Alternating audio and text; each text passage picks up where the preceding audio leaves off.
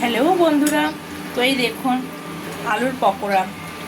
এই দেখুন, এই যে ছোট এটা নেওয়া হয়েছে না, আমার তো রান্না করে নিয়েছিলাম, ডাল ভাত আমি করে নিয়েছিলাম, সবজি মাকে বললাম আলুর পকোড়া বানাতে। আর দেখুন ডুবো ডুবো তেলে এই যে পকোড়া ভাজা হচ্ছে, আর খেতে এত টেস্টি। আর এরকম করে এটা ব্যাটার করে নিয়েছে, এটা বেসনের মধ্যে ডুবিয়ে ডুবিয়ে করা হচ্ছে, খুব সুন্দর, যেটা মানে চপের মতো, তাই না খেতে। আর আপনাদেরকে একটা ভেঙে দেখাচ্ছি জিনিসটা, ঠিক আছে?